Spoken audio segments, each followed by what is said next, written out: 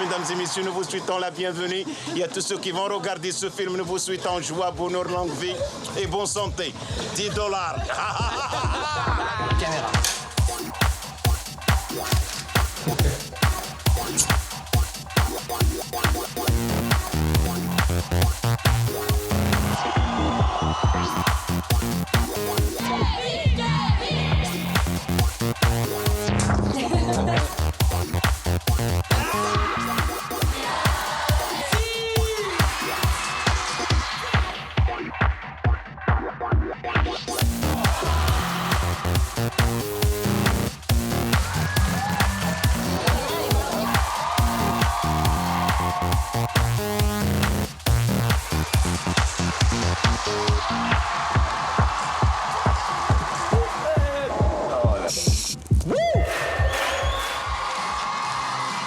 C'est clair et net que ce que j'ai vécu durant ces 3 dernières années, ou en tout cas durant ces 2 dernières années, je me dis vraiment, sans fausse modestie ou quoi que ce soit, je me dis vraiment si demain tout s'arrête, tu vois, j'aurais kiffé, quoi. 22 juillet 2012. Cette soirée, au festival Paléo en Suisse, restera une date particulière pour Kev. C'est ici qu'il va terminer la tournée de son spectacle The Young Man Show. Sa famille, ses amis, ses producteurs, son metteur en scène, tout le monde est là pour vivre avec lui ce grand moment. C'est incroyable ce qui se passe là, c'est incroyable. Je sais pas si vous le voyez encore, mais c'est incroyable, c'est un truc de malade. Il y a peut-être entre 900 et 1 million de personnes, à peu près. C'est ça, je me trompe pas sur le chiffre. À peu près. Combien de personnes ce soir? Vous êtes entre 10 et 12 000. On va voir. Il faut pas se fier aux chiffres, je crois. Je crois qu'il faut y aller, faut... Ah, j'avais peur quand même. Allez, on y va les copains. Yeah! Défonce tout mon Echo. J'étais fier de travailler avec toi, t'es un grand bonhomme. Allez, good luck et... Défonce tout. Assure. Et envoie-moi les sons, fais-les trembler. Hein. Assure. Eh, faut qu'on gêne de Roger Hudson. Ok, ça va. On est bien. Tu sais, je suis entre l'envie que ça se termine et l'envie de pas y aller du tout et de dire on fera une prochaine fois. Tu vois?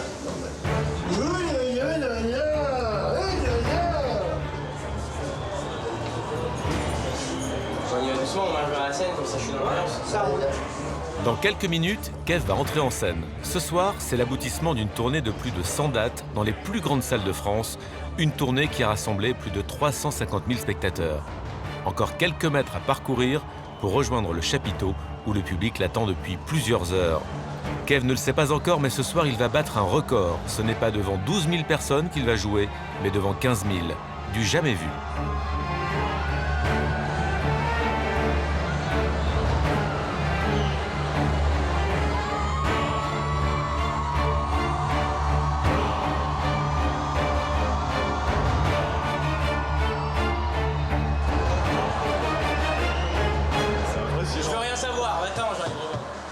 Kev se concentre pour garder son énergie. La tension est à son comble.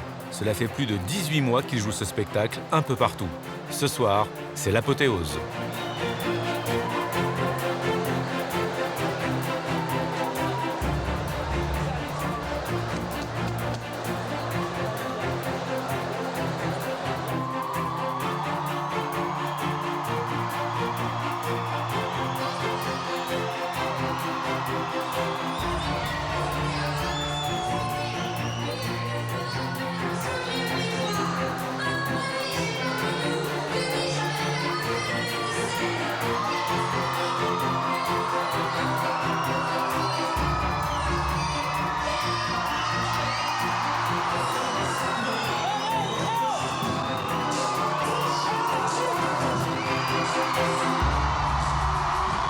Ce succès, l'ascension fulgurante de ce jeune ado comme les autres, devenu l'idole de toute une génération, c'est l'histoire que nous allons vous raconter.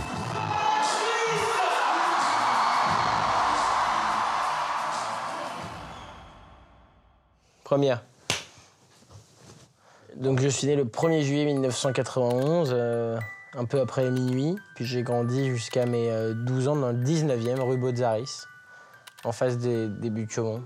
Enfant, il était plutôt calme, je dirais. Il aimait bien faire la fête, sortir. Mais sinon, dans l'ensemble, j'ai pas l'impression d'avoir eu un enfant hyperactif qui avait besoin de bouger tout le temps. Non. Quand j'étais petit, souvent, je disais... très souvent, quand il y avait de ces discussions, « Et toi, tu feras quoi plus tard ?» Moi, je vais faire ça, et toi... Et quand ça arrivait sur moi, je disais toujours, moi, je vais être acteur plus tard. Je veux être acteur. Je crois que DiCaprio, ça a été le vrai comédien qui m'a donné envie de faire ce métier. Parce que ma mère, elle m'a emmené voir Titanic au Grand Rex, je m'en rappelle. Et c'était parmi les premiers films, ça, avec le Roi Lion, où je comprenais ce qui se passait. Je devais avoir 8-9 ans. Et je suis sorti de là, mais en pleurs, tu vois. Et j'ai ces souvenirs, mais forts, de tous les gens dans le cinéma, du Grand Rex, qui pleurent à chaudes larmes, tu vois. Quand ce mec descend dans l'eau comme ça.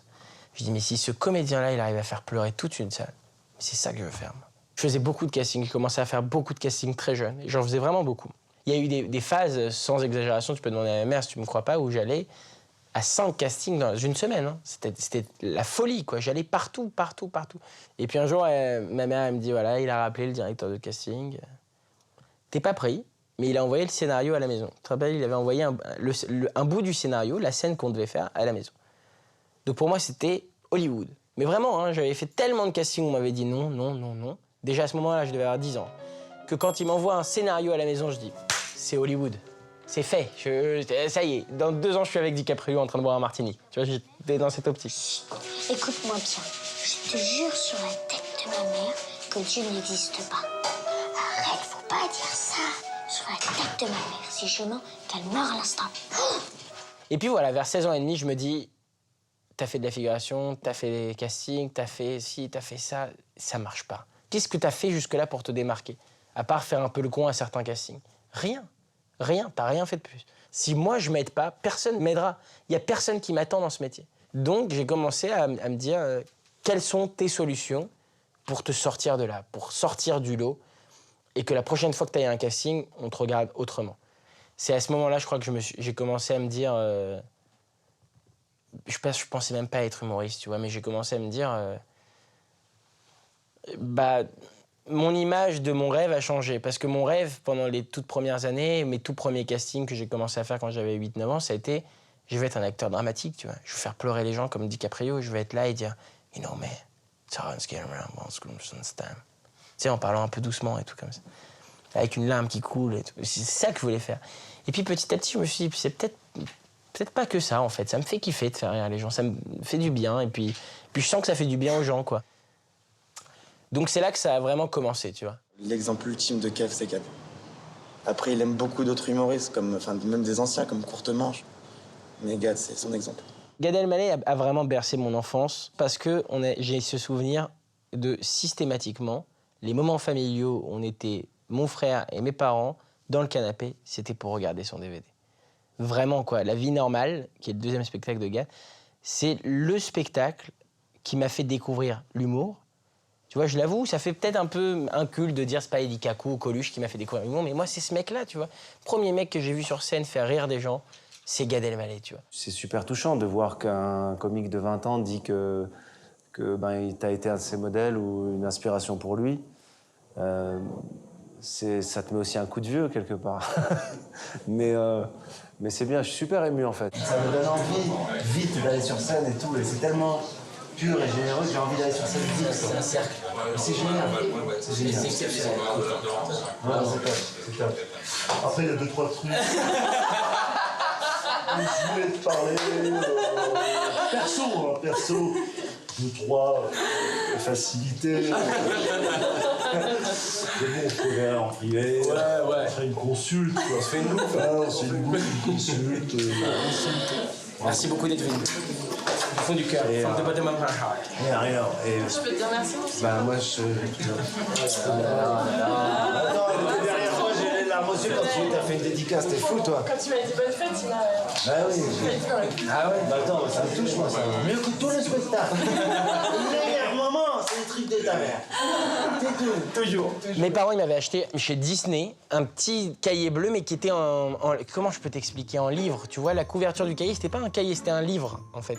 Avec une vraie couverture, machin, un truc avec écrit Disney, et que des pages blanches à l'intérieur.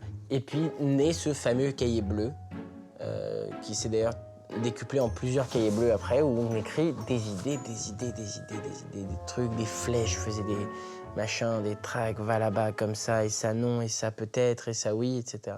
Ce fameux cahier bleu où il écrivait ses petites vannes, il jouait devant nous. Et après, il a testé directement ses nouveaux sketchs, ses petits morceaux de blagues dans des scènes ouvertes. On a fait le Changeman. Je vous cache pas que c'était un peu difficile au début. Enfin bref. Nous recherchons toujours la chaussette meurtrière. Sérieux, faut arrêter. Je vais pas bien. Il avait écrit un petit sketch de 3 minutes qu'il avait présenté devant sa famille et ses amis. J'étais pas trop convaincu, mais à partir du moment où il a fait sa première scène ouverte au Changeman Comedy Club, là j'ai cru comprendre qu'il allait devenir une grande star. Oui, en effet, quand Kev a fait ses scènes ouvertes au début, pour moi, je m'étais un peu renseignée de ce métier, parce qu'on forcément on n'y connaissait rien. Et j'avais entendu dire que pour percer dans ce milieu, il fallait au moins minimum 5 ans pour les meilleurs, voire 10 ans pour les autres, et peut-être jamais. Donc c'était vraiment des inquiétudes de mère, forcément. J'arrive au supermarché, et là j'arrive devant une énorme pub. Nespresso. What else? Je m'inscris au casting Paris fait sa comédie. On est fin 2008, qui était à l'époque le gros casting, et je crois qui est toujours le gros casting parisien pour les humoristes. Et j'étais membre du jury de ce festival. Moi, je suis arrivée sur la fin, donc j'étais là aux demi-finales. Il a fait son sketch, sincèrement, j'étais bluffée. Enfin, effectivement aussi parce qu'il avait seulement 17 ans, mais qu'il avait une aisance assez bluffante. Et puis tout de suite, il a eu la salle. Mais à une seconde, il a rebondi sur une fille qui a commencé à rire. Enfin, non, c'était assez bluffant. Quelqu'un va l'aider, s'il vous plaît? Non, mais c'est vrai que nous, les... Bon, ça y est, ta gueule, maintenant. Je fais mes 5 minutes. J'ai vraiment l'impression que ça se passe très bien. Mais je sors de scène avec un goût un peu amer, en me disant, putain, je sais que j'ai été meilleur que certains dans cette soirée, mais je sais que moi, j'en ai aucune de chance. J'apprends donc par les autres membres du jury qu'il est éliminé. Parce qu'il a joué 2 fois le même sketch, alors que c'était interdit. Donc là, j'étais un peu embêtée, parce que je me suis dit que pour moi, c'était lui qui devait aller en finale, et qu'il devait me le gagner, ce concours. Donc j'ai été le voir. Il me donne sa carte, Zarma, je suis une productrice, j'ai la classe. Je dis bonjour, je m'appelle Kev, j'étais avec Ben à l'époque. Et puis elle me dit, voilà, je trouve que ce que vous avez fait, c'est vachement bien. Je lui dis, écoute, je crois que ça va être compliqué pour toi de continuer, parce que je pense que tu le sais, mais tu as fait 2 fois le même sketch, donc tu es éliminé. En revanche, je sais pas pourquoi, j'en sais rien. Sincèrement, je sais pas. Je lui ai dit en revanche, fais attention à toi, un truc comme ça. Je lui ai dit... Fais-moi confiance, je sais ce que j'ai vu, et d'ici quelques mois, tu vas être très demandé. Tu vas être beaucoup sollicité, voilà. Et je pense que beaucoup de gens vont t'appeler ces prochains jours. Donc d'un coup, il y a plein de choses qui se créent autour de moi de merde. Effectivement, ce que cette meuf m'a dit il y a 3 mois, c'est ce qui est un peu en train de se passer, quoi. D'un coup, j'ai des propositions, etc. Il m'a appelé très vite derrière en me disant mais vous êtes voyante parce que j'ai eu effectivement beaucoup d'appels, beaucoup de propositions, je sais pas quoi faire, je connais pas, etc. Et elle m'appelle un jour et elle me dit bon écoute, de ce que j'ai vu moi ça me plaît, etc. T'as encore beaucoup à apprendre mais c'est déjà vraiment pas mal pour ton âge. Moi je m'occupe de la soirée d'Anne Romanoff à l'Olympia dans le cadre du festival. Est-ce que ça te dit de faire l'Olympia? Elle adore de faire des annonces, encore aujourd'hui, elle adore de faire des annonces à l'américaine.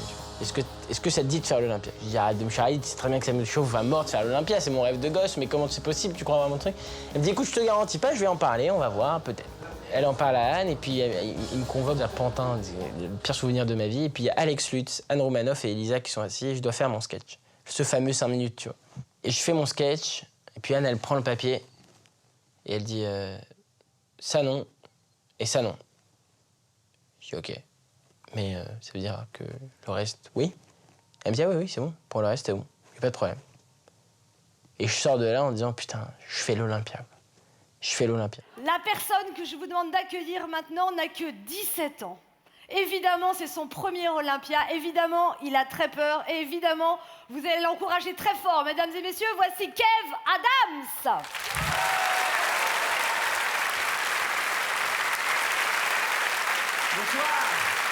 C'était à cause d'Elisa Soussan qui m'a vraiment bassinée. Elle m'a dit je trouve un mec génial, il est formidable, je sens qu'il y a quelque chose, il faut le... Je dis, oui, mais bon, mais si, je t'assure. Je dis bon, elle a vraiment insisté énormément. J'ai dit bon, bah écoute, si tu...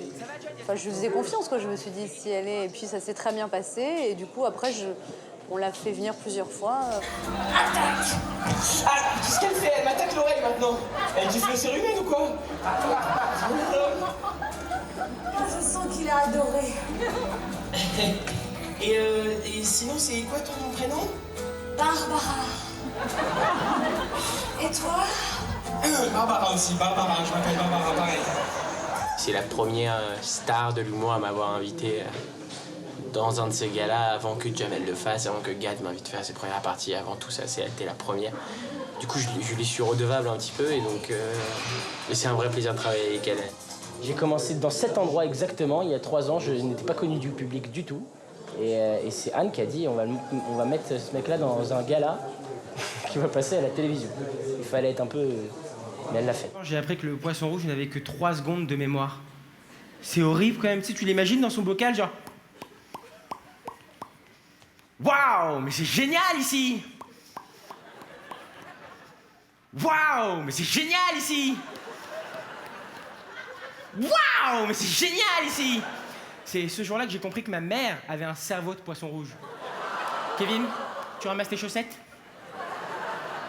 Kevin, tu ramasses tes chaussettes, s'il te plaît? Kevin, tes chaussettes. Il y avait beaucoup de producteurs et les plus grands producteurs de Paris qui l'ont sollicité et qui avaient envie de le produire. Après, je sais pas ce qui a fait qu'il est venu avec nous, mais... Elle va chez mes parents et elle dit à mes parents, vous allez venir signer avec moi. Tu vois. Et je crois que j'ai convaincu sa mère. J'avais une vision, en tout cas pour lui, qui était, je pense, différente de celle des autres. Puis plus ça avançait, plus je l'aidais, plus je me suis dit non, mais il faut que... Voilà, donc on l'a produit dans le groupe, chez Robinco.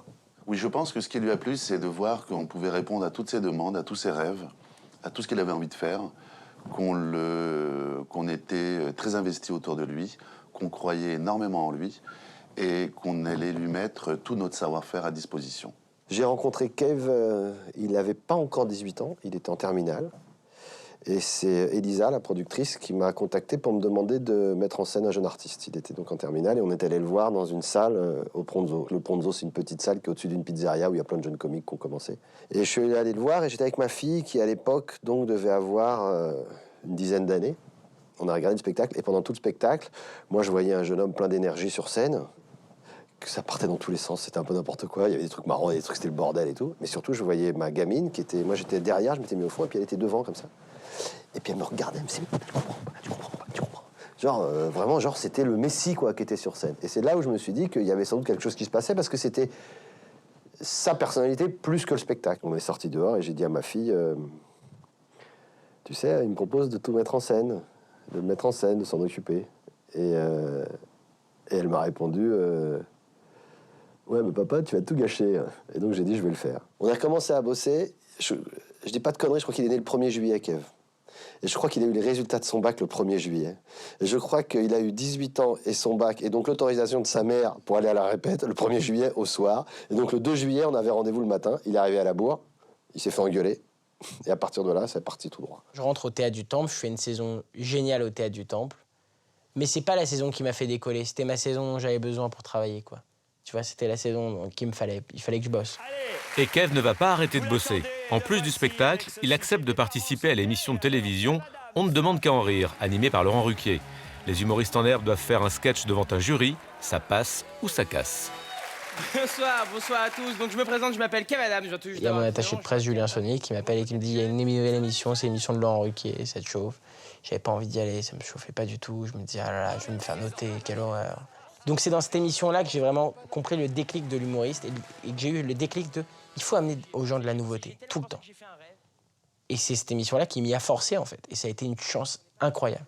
Je suis devenu fou, hein. J'ai fait 23 semaines dans cette émission, je suis devenu fou. Mais fou. Je savais plus comment faire, je me tirais les cheveux chaque semaine pour écrire un nouveau sketch. Et à chaque fois, ça marchait, ou presque à chaque fois, tu vois. Et j'ai arrêté au bout de 23 semaines, épuisé. Ce sketch m'a tellement parlé, m'a tellement influencé que j'ai décidé moi-même de m'engager dans une association bénévolement pour l'humanitaire. Sachez que maintenant, chaque semaine, je vais dans une association pour donner un peu de mon temps pour faire rire des personnes âgées. Ça s'appelle On ne demande qu'à en rire. Succès de l'émission oblige, Kev remplit tous les soirs la salle du Petit Palais des Glaces pendant 3 mois. C'est la fin d'un premier cycle, quoi. C'est un peu d'émotion quand même. Sauf que la tête que vous voyez sur l'affiche, là, on la verra plus, quoi. Sa dernière, c'était samedi soir dans la petite salle du Palais des Glaces. Il a eu 150 000 fans sur Facebook samedi soir. Des fans qui se multiplient, une équipe autour de lui bien en place. C'est dans la grande salle du Palais des Glaces qu'il prépare la captation de son DVD. Mais avant cette soirée importante, il a rendez-vous chez le coiffeur et ce n'est pas ce qu'il préfère. Bonjour. Ouais, je suis pas très à l'aise, moi, au niveau de... Je t'avoue que là, moi aussi, j'ai peur. D'accord. Tu viens souvent chez le coiffeur, Kev? Non. Quoi? Parce que je fais pas un endroit que j'aime beaucoup. Qu'est-ce que tu n'aimes pas chez le coiffeur? J'aime beaucoup les coiffeuses en général. Mais après, pour ce qui est du reste, je kiffe moyen. Elle a fait 2 shampoings. Elle a fait un premier, elle a dit c'est bizarre, ils sont encore sales. Bienvenue au salon des cheveux chelous, alors je suis Jean-Marc Brosse. J'ai vraiment des sales veuches en fait. C'est dans ces moments-là que tu t'en rends compte. Say you. C'est exactement ça, putain. Say me.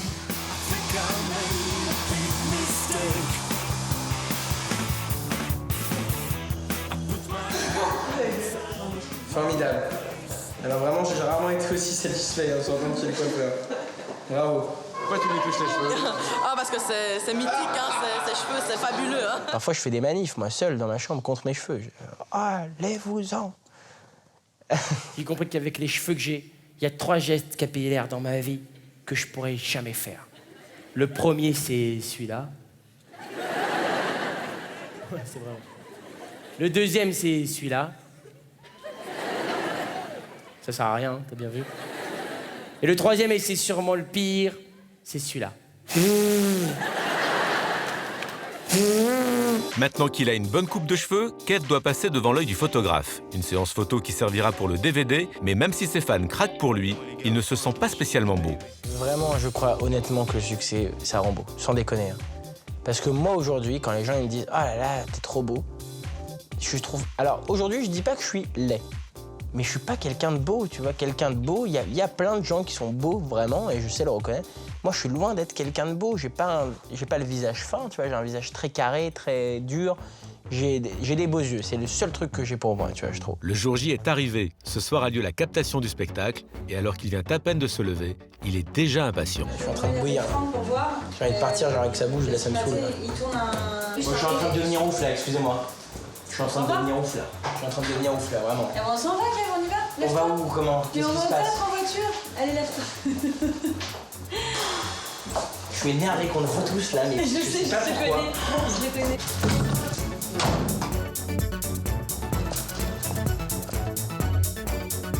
Il est 11h lorsque Kev arrive au Palais des Glaces. Lui qui a joué longtemps dans la petite salle va se retrouver ce soir dans la grande salle. C'est le moment de découvrir l'installation et de retrouver l'équipe. Je te présente donc Gilo, qui a fait la création lumière du spectacle et c'est lui qui a dessiné les LED qu'il y a ce soir sur le DVD. Le temps de saluer les autres techniciens et Kev se met déjà au travail. C'est un bon élève, Kev. Très bon élève. Il est doué? Ah ouais. Très. Non, il a vachement progressé, même là, j'ai plaisir à le voir danser. Il est totalement autonome, il arrive à faire une super tectonique. Ça lui donne une espèce de posture sur scène qui est assez... qui est proche du danseur, quoi. Et tu peux reprendre celui-ci aussi. Clac, clac, clac, clac, Bah ouais. clac, clac. Bah oui, prends-le Il y a celui-là. quelque chose que moi j'adore, c'est qu'il a une présence physique. Il occupe l'espace et moi ça me parle, ça me touche. Il se déplace bien, il bouge bien et c'est beau. C'est pas juste, il gesticule pas. Il bouge bien, il le sait. Le gros plus des Américains, c'est qu'ils savent te vendre les trucs, quoi. Vraiment, il m'a dit, ils savent te vendre les trucs, quoi. Il m'a dit, je marchais sur la 5e avenue à New York, et il paraît qu'il y a une fille magnifique qui est arrivée vers lui, qui lui a fait « Hey, do you want some sausage? We have a lot of sausage here. Do you want some sausage? » Tu sais, il m'a dit, elle m'a chauffé, j'avais envie d'acheter du sausage, tu vois. T'imagines une meuf, elle vient te voir en France, à Paris, rue de Belleville. Elle te fait « Hey, tu veux du boudin? On a du boudin. » Ça te chauffe moins? Ce qu'ils vont faire. Ton DVD, il sortira. Le DVD sortira en décembre 2011. Tu le jures? Je le jure. Crash. Maintenant, moi, je la vois déjà à le moment où je vais te dire, tiens, je vais te remontrer cette vidéo. Oui, enfin, Kev Adams, les choses, elles avancent, les choses, elles changent. Qu'est-ce que tu veux que je te dise? Dans moins d'une heure, Kev sera sur scène. Il va jouer 2 fois, mais il sait que ce soir, plus que les autres soirs, il n'a pas le droit à l'erreur. La tension est palpable. Il y a combien de caméras, en fait? Si, c'est une portable. C'est ça. Allez, maquillage.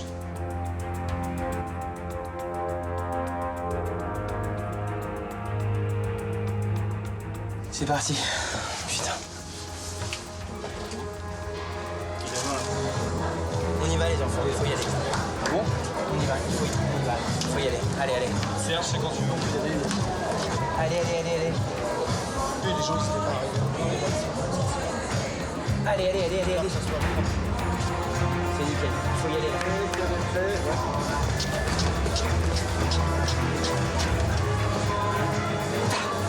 Allez, putain. J'en peux plus, c'est horrible. Kev n'en peut plus d'attendre. Il ne le sait pas, mais un problème technique l'empêche de commencer à l'heure. Le trac se transforme en énervement. C'est pas possible là. Qu'est-ce qui se passe? Putain. Là déjà comme ça, là, on est très en retard. Je suis en train de devenir ouf. Une demi-heure de retard sur les billets, c'est pas possible. Il faut y aller les gars. Peu importe comment, DVD ou pas DVD, il faut y aller là. Noir sale.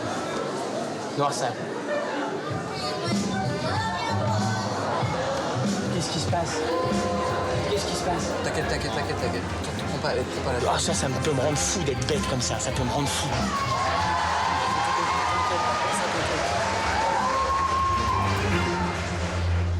C'est pas possible, quoi. Il y a des choses tu peux te permettre et des choses on se permet pas, quoi. 1h30 plus tard, Kev sort de scène, très énervé. Là, je suis pas content, les gars. Je suis pas content. Quelques minutes après, Kev est plus détendu. Pour la deuxième représentation, tout le monde est d'humeur beaucoup plus légère. Voilà, j'aimerais remercier un certain nombre de personnes parce que c'est ma dernière ici et que c'est un moment vraiment émouvant. J'aimerais qu'on remercie d'abord le metteur en scène de ce spectacle. J'ai vraiment eu le spectacle dont je rêvais pour un DVD, à part 2-3 vannes, mais dans l'ensemble, c'était celui-là. J'aimerais qu'on l'applaudisse très fort. C'est Serge Adjanavi.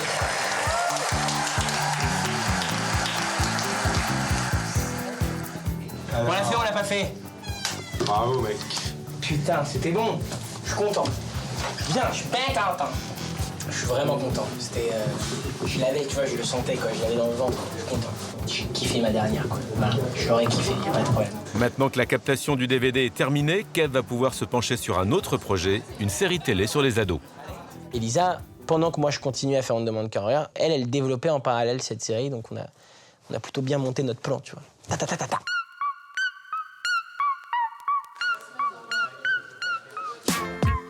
Soda ou Ado à l'envers, c'est une série que Kev et son équipe ont imaginée depuis des mois. Raconter la vie d'une bande d'ados à la fois au lycée et en famille. Le tournage de la saison 1 dans les studios de Brie-sur-Marne va durer près de 5 mois. Voilà, il y en a 12 à tourner ce matin, avant midi et demi. Donc il faut qu'on parle vite. Une nouvelle famille se crée, des acteurs et des techniciens avec qui Kev va vraiment s'amuser. Allez pas. J'aime bien, moi. Mais moi, j'aime pas. Mais tu comprends rien aussi? Ça tourne. Moi aussi, ça tourne. C'est pas la peine de frimer avec ça. Tout le monde est malade, c'est une ambiance de merde. T'as qu'à pas boire hier soir. Ça tourne, ça tourne, c'est ton problème. J'ai découvert Kev sur cette série qui est étonnant, comme en tant que comédien, quoi. Ce gamin de 19 balais, quoi. Il se donne à 101%. Il est de toutes les séquences et tout. C'est un grand professionnel. Hein.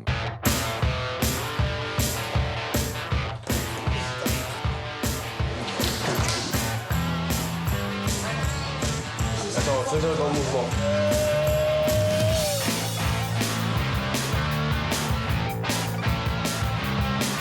Allez, on y retourne.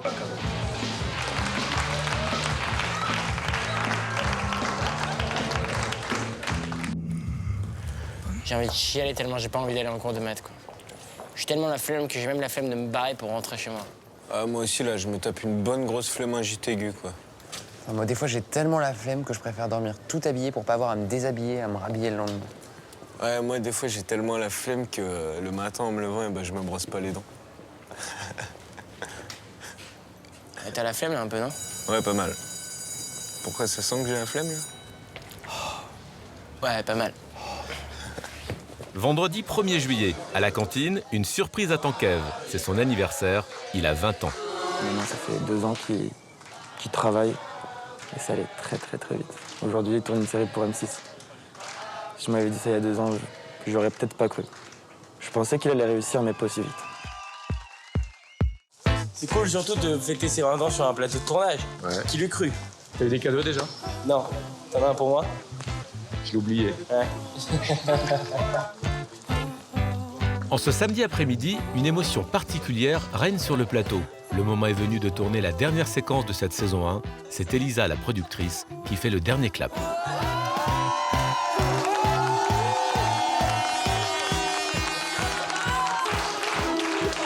J'aimerais terminer en disant merci à tous d'avoir porté ce projet. Vous êtes une équipe de talent. J'aimerais faire tous mes projets avec vous, même si je sais que ce ne sera pas possible. Vous travaillez d'arrache-pied sans compter les heures, ou presque. J'ai envie de vous dire, j'espère qu'on se retrouve vite pour une saison 2, pour de nouvelles aventures. Je vous aime, merci beaucoup. Ça a été 5 mois franchement fabuleux, quoi. Je vais essayer de pas pleurer. Je vais y arriver. Promis, je vais y arriver.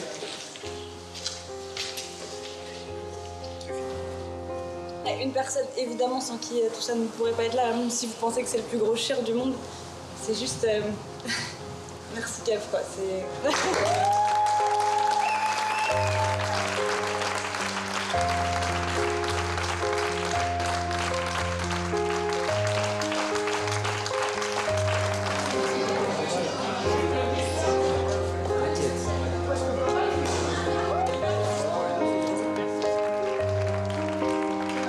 On l'a fait.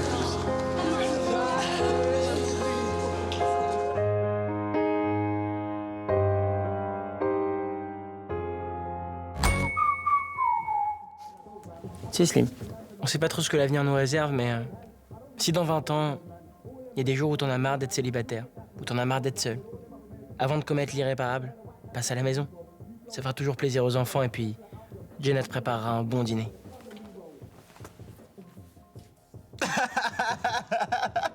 Le mec, il croit il va se marier avec Jenna. Très bonne blague, cela dit. Mais t'as vu ta gueule?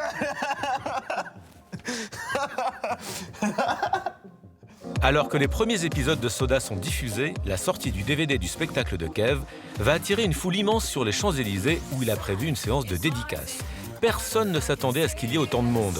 Les fans patientent dans le magasin depuis des heures, tous veulent le rencontrer, l'approcher et le photographier. Une petite signature pour l'équipe qui a organisé sa venue et Kev va enfin retrouver son public.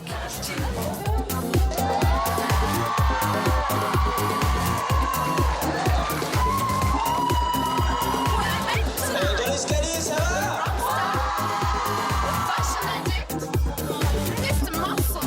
Il est trop proche de son public, on attend. Ouais, il y a une communication, et on voulait absolument avoir une dédicace de lui parce que voilà, je suis venue parce que je crois que c'est le meilleur humoriste que j'ai vu toute ma vie. Je suis fan de lui et que je voulais absolument venir voir que madame pour me faire signer le DVD. Je trouve que c'est pétille la jeunesse, il donne une autre image des ados et c'est bien qu'il y ait des ados comme ça justement pour la jeunesse d'aujourd'hui, c'est génial. Tes fans, c'est un truc, je peux pas t'expliquer à quel point ça fait du bien. C'est la source de soutien la plus belle qui existe.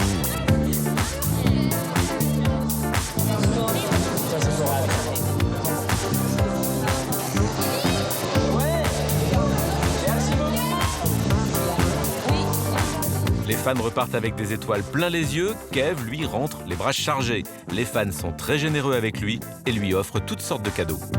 Et ça veut dire quoi? Elle a filmé le spectacle? Là, dans ma poche, j'ai un bracelet, je crois qu'il y a un truc en or. Non, c'est vrai. Ça, c'est un truc Guyane. Pour moi, c'est sa grande qualité. Il arrive à réunir les parents et les ados.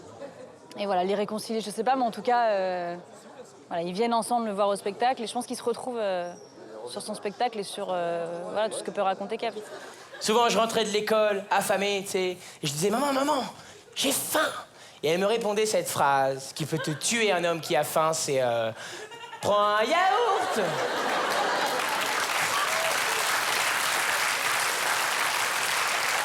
Prends un yaourt. Tu sais, moi, j'ai grandi dans l'idée que c'était la solution contre la faim, tu sais. Je marchais dans la rue, je voyais un clochard qui me disait « S'il vous plaît, monsieur, faim !» Il disait « Prends un yaourt, mon pote !» Kev continue de jouer son spectacle en tournée et pour la première fois, il va se produire hors de France, en Belgique. Gare du Nord, accompagné de son père, il monte à bord du train en direction de Bruxelles.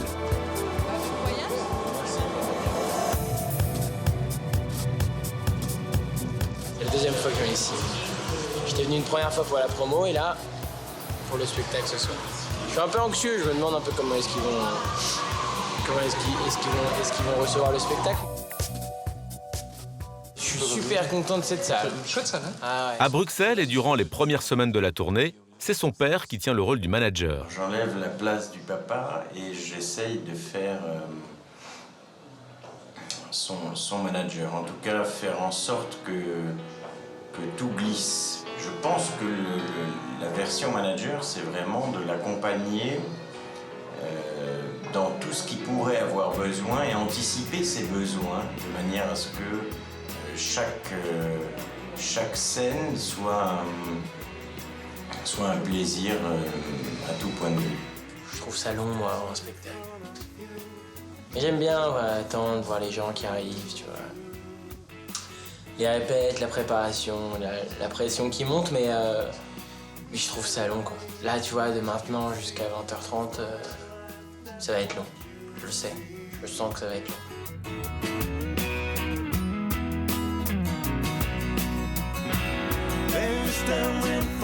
Moi, le stress, c'est juste avant. C'est quand Gilo, qu'on va rencontrer tout à l'heure, le régisseur, il va venir m'équiper de mon micro, qui va me dire, voilà, dans 5 minutes, on est parti. Là, ouais.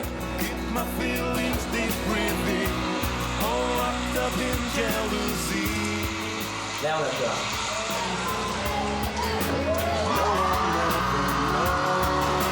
La salle est pleine à craquer, le public est conquis, mais Kev pense qu'il aurait pu faire mieux. C'est sympa, mais je sens qu'on aurait pu aller les avoir plus. Je sens qu'ils vont sortir, ça va. Ça va pas. Quelques fans ont le privilège de venir le saluer dans la loge, un traitement de faveur qu'auraient sûrement apprécié les quelques 400 fans qui, eux, patientent depuis la fin du spectacle dans le hall du théâtre. L'ambiance est électrique, l'impatience se fait sentir. C'était génial. Génial, c'était génial.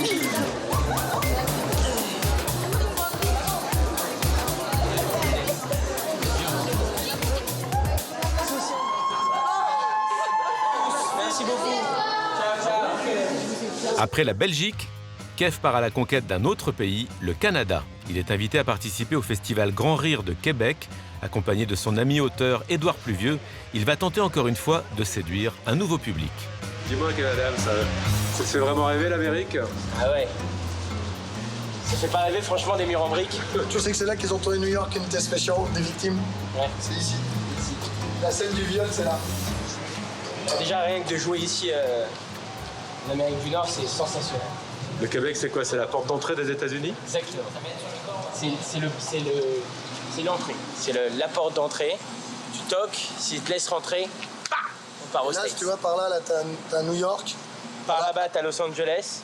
Tu marches tout droit pendant 92 jours. San Francisco, Alabama, c'est là-bas.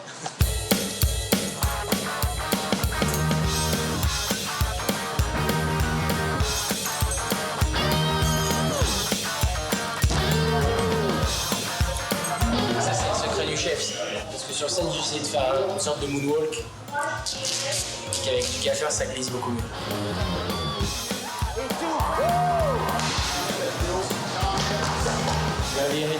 Kev a un très bel avenir au Québec, à mon avis, parce que les Québécois sont très charmés par l'effort. Et pour ça, Kev a fait un très gros effort. J'ai pas vu souvent un artiste français mettre autant d'efforts à s'adresser à un autre public que celui de la France. Je voudrais vous expliquer 2-3 petits mots que je vais dire. Par exemple, quand je vais dire « je kiffe », pour vous, c'est « je capote », ok? Quand je vais dire ma meuf, pour vous, c'est ma blonde, ok? Quand je vais dire je m'emmerde, pour vous, c'est je jase avec un Français, ok? Il est assez mature par rapport à ce qu'il a envie de faire artistiquement parlant. Donc à ce niveau-là, moi, j'ai pas la sensation d'avoir affaire à un ado, en fait. Autant dans la vie, des réactions, ça oui, complètement, mais dès qu'il s'agit de ce qu'il doit faire sur scène, il est même plus sérieux, plus adulte que moi. C'est pas un bon spectacle. C'est pas grave. Je veux dire, c'était pas un bon spectacle. moi, j'étais pas bon. Je le sais quand je suis bon, tu sais, tu sais quand on voit tout, là, c'était pas le cas. Donc moi, premièrement, j'étais pas bon. Et deuxièmement, on a joué tard, les gens n'étaient pas du tout dans une ambiance stand-up, ils sortaient d'une ambiance un peu cirque, un peu, tu vois ce que je veux dire? Même si Kev a le sentiment de ne pas avoir été performant, les spectateurs québécois ont apprécié. Maintenant que le travail est terminé, Kev peut un peu décompresser et profiter de la ville. Très bon humoriste, il est très très drôle, il est super mignon en plus.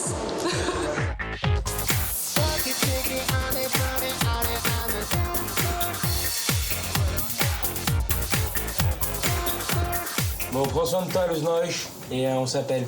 Maintenant, t'as mon Skype, donc appelle-moi quand tu veux. Même lorsqu'il est à des milliers de kilomètres de chez lui, Kev n'oublie jamais sa famille. C'est très important pour lui de garder le contact avec ses frères et ses parents. Voilà. Ciao, ciao, bye bye. Ciao, ciao. Bye.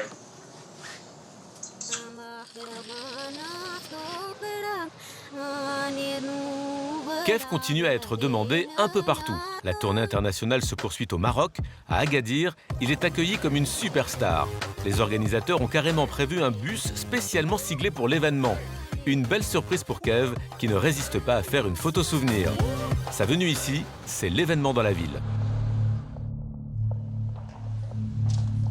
Malgré tous les efforts des organisateurs, Kev a une appréhension particulière en découvrant la salle.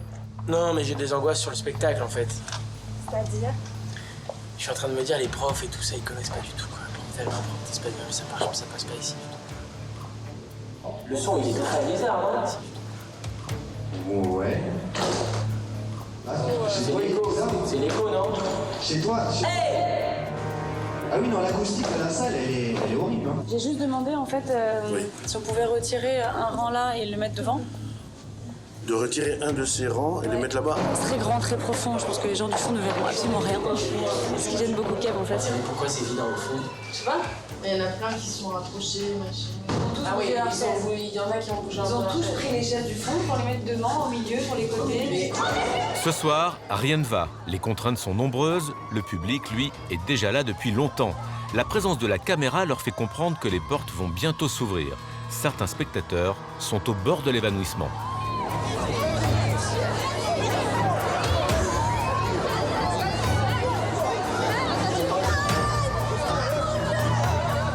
En coulisses, la tension monte.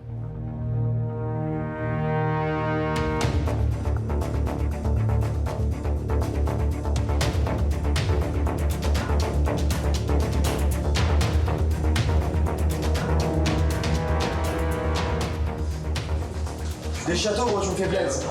Merde. Grosse merde.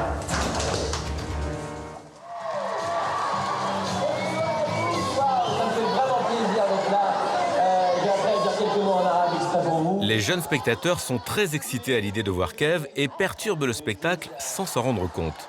Kev est obligé de s'adapter, un cauchemar pour l'artiste. Toi, tu vas être la déléguée. Comment on dit silence en arabe? Toi, derrière. Ça, c'est international. À un moment, je me suis dit, si tu commences à faire attention à ce qui se passe, c'est fini. Il n'y a pas de spectacle. Non seulement il n'y a pas de spectacle, mais en plus de ça, ça va prendre 2 heures ou 3 heures. Donc j'ai compris, j'ai dit, allez, on va au bout, je défilais. Mais j'avais mal au cœur, il y avait des gens qui étaient là, ils n'en pouvaient plus, c'était comme ça. Les gens, ils ont trippé. C'était comme ça. Truc, il m'a dit, arrête, j'en peux. Il n'en pouvait plus, les gens, ils n'en pouvaient plus. Il y avait des gens au fond, ils se barraient. Et pour se remettre de ses émotions, Kev peut compter sur ses amis. Alors au tout début, on était 4. On était une bande de 4 inséparables. Puis au fur et à mesure, on est devenu 14. C'était le petit nouveau du collège. Donc voilà, on l'a trouvé sympathique. Nous, on avait une petite bande déjà. Et il est venu dans notre bande. Et on a sympathisé direct.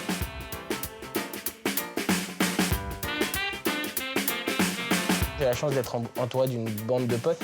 Tu vois, on parle de l'amitié, je crois que ça a été mon premier soutien quand j'ai commencé à faire ce métier, quoi. Mes potes, ça a été tout de suite. Sérieux? Vas-y, on va t'aider. T'as besoin de quoi? Tu veux qu'on t'aide? Tu veux quoi? Toute la bande l'a toujours suivi. Toujours. Il n'y en a jamais un qui a dit « tu n'y arriveras jamais ». C'était pas du tout dans notre philosophie. Nous, c'était le moyen de rigoler en plus. Il faisait énormément de choses. Il essayait de tourner des petits courts-métrages. Donc c'est vraiment, ça a amené de l'animation dans la bande et il n'y en a jamais aucun qui a dit « ça ne marchera pas ». On voulait tous y croire. Il a toujours eu sa bande de potes autour de lui. Kev, c'est quelqu'un de très fidèle et qui a besoin justement d'avoir toujours plein de monde autour de lui. Ils ont des tas de choses en commun et du coup c'est plus, je crois maintenant, un peu sa deuxième famille. C'est vraiment beau d'avoir des potes fidèles comme ça, quoi.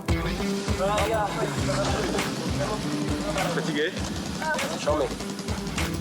Très très bien.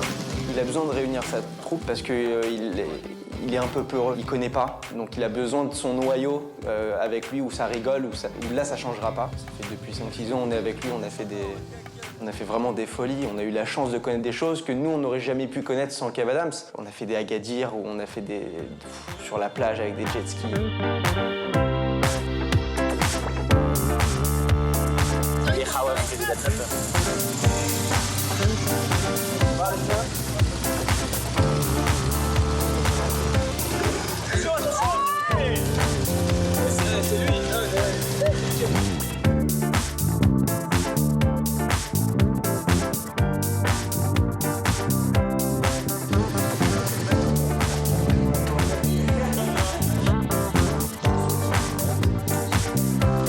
Du plaisir, c'était fantastique l'idée de la fin. C'est pas encore la fin, mais déjà là c'est le parcours. Franchement, on a des images plein dans la tête. C'est fabuleux. Vous ne connaissez pas moi? Je m'appelle Moha Obama. Non, pas Obama. Obama, c'est moi-même. Enchanté, Moha. La bienvenue également. Ça fait plaisir. On vous attend depuis tout à l'heure, monsieur, dames. La bienvenue, s'il vous plaît.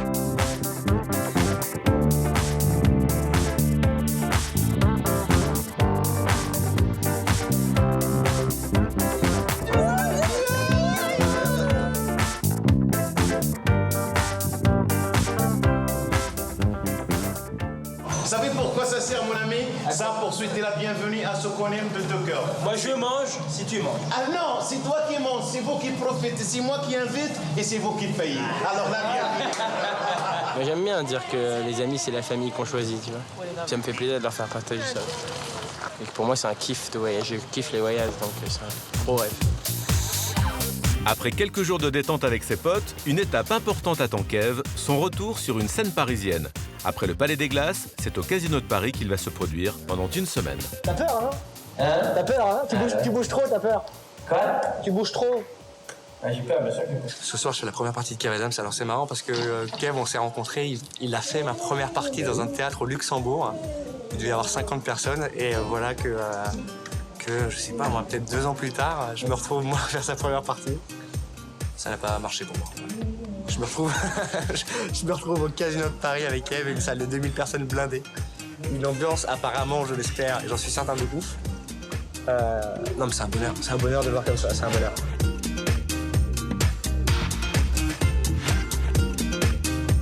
Et qui te présente, c'est Kev? Ouais. Ok. Il sera de mon côté. A priori, je pense qu'il sera avec toi derrière. Je rentre par la gauche ou par la droite? Par le cours. Ouais, tu sais quoi, j'ai fait 3 ans de théâtre, je sais toujours passer au cours quand je reviens. Tu es là. C'est gauche quand je suis t'es dans le sur cours là? scène. D'accord, ça marche. Je suis stressé à mort, on va dire un ouf. Bonsoir, avec un bug électronique avant de rentrer. Faut pas que je parle trop vite. Bonsoir, le Casino de Paris! Je voulais juste, avant de vous retrouver, vous présenter un artiste que j'aime énormément. Et c'est un artiste en or, je compte sur vous. Si vous m'aimez, faites-lui le meilleur des accueils, le plus beau des accueils. Montrez-lui que mon public, c'est le meilleur public de France. Mesdames, messieurs, John et les Jazz!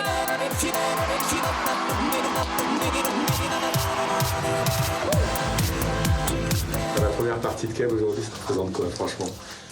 C'est quelque chose de vachement gratifiant. Ça fait, je sais pas, ça fait plaisir de voir des amis pouvoir être à un gros niveau et de voir qu'on partage le truc ensemble. Ça, c'est un vrai bonheur. Avec Kev, on a vécu plein de super moments et voilà, Kev était là aussi pour des moments extrêmement importants pour moi, notamment un moment dont j'aimerais vous parler ce soir. C'est voilà, une magnifique nouvelle, j'aimerais la partager avec vous. Car voilà, il y a quelques semaines, j'ai enfin rencontré la femme de ma vie. Et pendant que John assure la première partie, Kev se prépare dans sa loge. Ça va me mettre en énergie quand je vais aller sur le plateau tout à l'heure. Si tous les quarts d'heure je fais un peu de sport, quand je vais y aller, je serai déjà en énergie, tu vois. Il n'y aura pas le petit quart d'heure de bonsoir, machin, non. Je vais arriver, oh! On va attendre qu'il fasse un petit coucou à sa mère et à Lisa, et nous, après, on va faire notre petit rituel.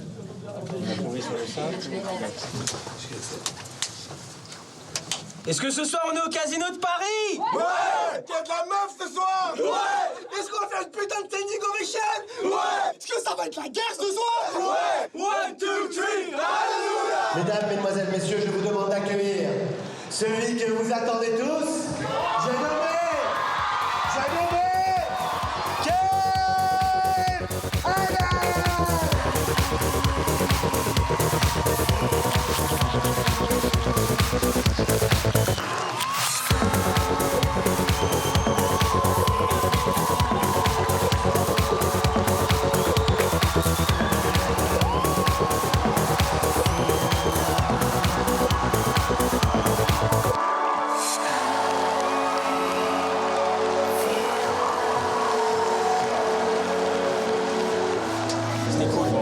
Pour Kev, ces 7 représentations au Casino de Paris étaient un peu spéciales. Non seulement il a joué devant un public de fans, mais aussi devant les professionnels curieux de découvrir ce phénomène. En sortant de scène, après les félicitations des copains et avant celles du tout Paris, une spectatrice particulière l'attend dans sa loge, sa grand-mère. Au moins le Zénith, au moins. Au moins Bercy, tu me Sinon donnes. le Stade de France. Non, peut-être pas, mais Bercy, ça me suffit. Si Dieu veut, Bercy. Les prières de ma grand-mère. Voilà. Le Zénith, le Zénith. Je l'ai trouvé impressionnant de maturité, ce petit jeune, techniquement. Vraiment. C'est génial.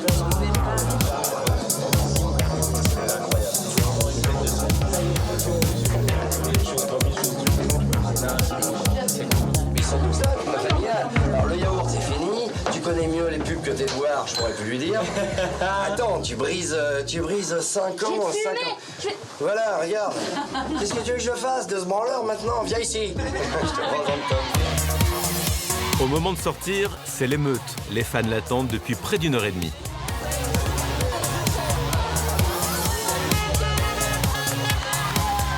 Quand j'ai le blues, je vais sur Facebook et je lis les mots. Merci pour ce que tu nous offres, merci pour ce que tu fais, merci pour ce spectacle, merci. Et je te jure, j'en ai les boules, quoi, tellement c'est beau et c'est agréable. Souvent, je me disais comment c'est possible qu'une personne puisse réunir autant de foule. Et je me disais, mais c'est ça que j'ai envie de faire. Moi aussi, j'ai envie qu'il y ait des gens qui aient des panneaux avec écrit Kev parce qu'ils m'aiment, parce qu'ils ont pensé à moi ce matin, ils ont pensé à moi ce midi.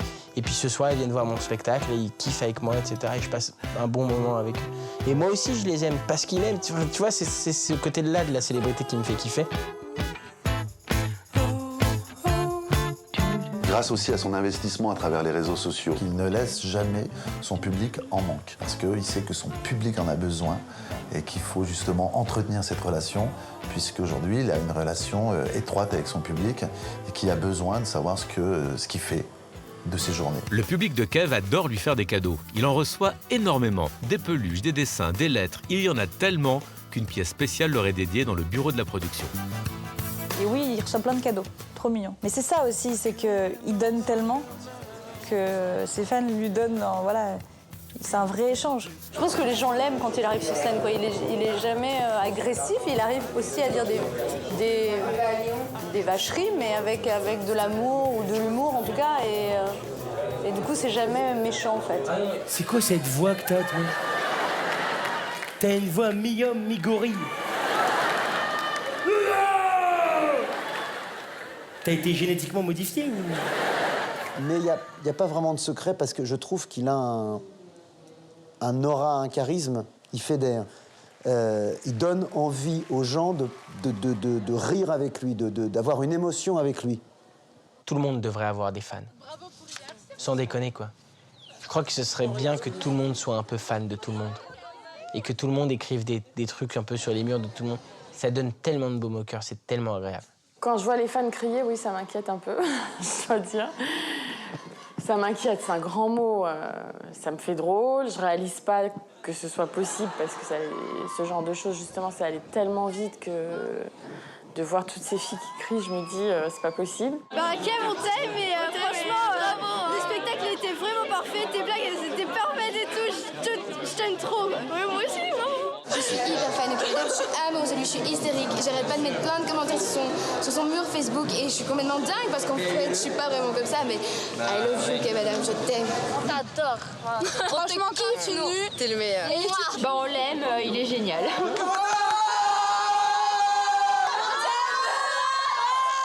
Ses yeux, ses cheveux, ça fait tout son charme, il est trop beau, il est parfait. Son sourire, il est trop marrant, il a à peu près notre âge, il est jeune et vraiment, il est génial, quoi. Je suis amoureuse de lui, là, en fait. Ouais, on t'adore, merci. J'ai été fan. Du coup, je comprends pourquoi ils font ça. Il n'y en a aucun que je trouve fou. Il y en a plein qui me disent « tu vas me prendre pour un fou ». Mais je peux pas les prendre pour des fous. Si vous êtes des fous, je suis fou alors, puisque j'ai été vraiment comme vous, quoi. Et voire pire. Voire bien pire. Quand il était petit, il fallait absolument avoir des autographes de tout le monde. C'était voilà, chaque fois qu'on pouvait avoir l'autographe de quelqu'un de connu, c'était super sympa, il fallait l'accrocher sur le mur. Et voilà, il a eu un mur plein d'autographes. Pour les stars, j'ai toujours eu cette fascination. Je te parle de ça il y a 3 ans, j'avais un mur de la gloire dans ma chambre où je mettais toutes les photos que j'avais avec des célébrités. ça allait de Cécile de Ménibus à Gad Elmaleh, Franck Dubosc, Danny Boone. Mais j'étais le fan, tu vois. Et c'est pour ça, je crois, aujourd'hui, que j'ai une relation assez fusionnelle avec mes fans. C'est parce que je sais ce que c'est que d'être fan. Moi, j'ai été un vrai fan. J'allais à la sortie des théâtres, j'allais à la sortie des avant-premières, j'allais sur les tapis rouges des avant-premières. J'imprimais les photos des artistes l'après-midi, je préparais mon stylo et ma photo sur un petit cahier où j'avais mis en sorte pour que, tu sais, quand il appuie avec son stylo, la feuille, elle fasse pas... Non, elle est appuyée pour que j'ai mon autographe nickel. J'ai vraiment été un fan. Bien sûr. Qu'est-ce que c'est que ce stylo? Qui c'est qui t'a donné un stylo pareil? C'est un scandale de faire des trucs comme ça. Ah, ça va pas tenir. Il vaut mieux avec le stylo. Je vais vous prendre le vrai stylo. Ça? Alors, pour... C'est limite, hein. T'es sûr que tu veux pas que je te fasse sur un papier, je t'en supplie? Regarde. Ah putain, qui c'est qui a pensé à pas mettre de papier dans ce DVD? Je comprends pas.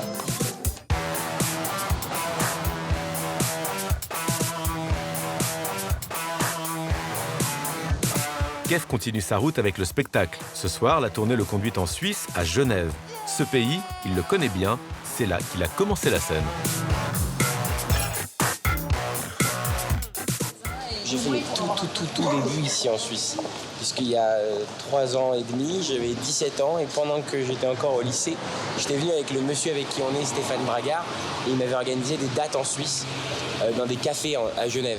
Et je jouais dans des cafés devant 13 mecs, dont 2 bourrés. Et ça a été mes toutes premières scènes de toute ma life, en tournée, entre guillemets.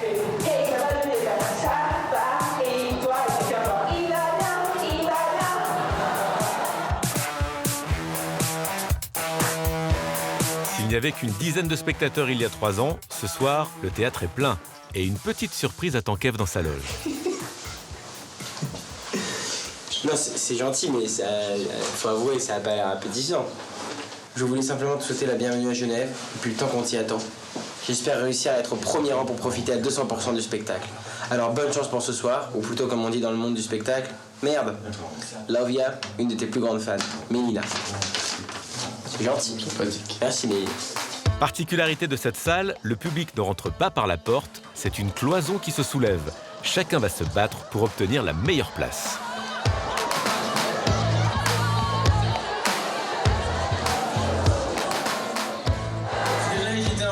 Avec le mec des coulisses.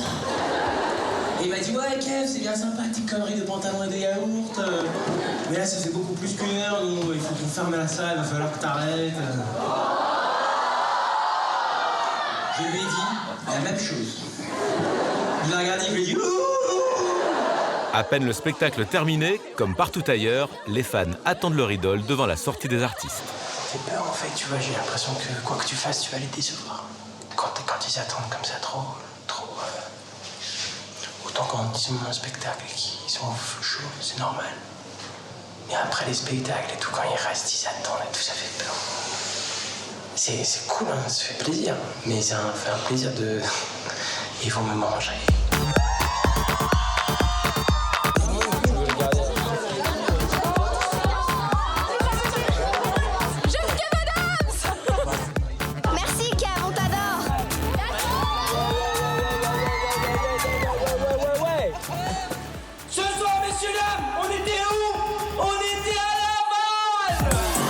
Les fans étant de plus en plus nombreux, c'est désormais dans les plus grandes salles que se produit Kev. Partout en France, il fait salle comble. Les gens sont debout tous les soirs, c'est un véritable triomphe. Kev est infatigable, il est déterminé à donner le meilleur de lui-même et à faire plaisir le plus possible. Ce succès, il l'a toujours souhaité, son équipe aussi, mais là, le rêve devient réalité.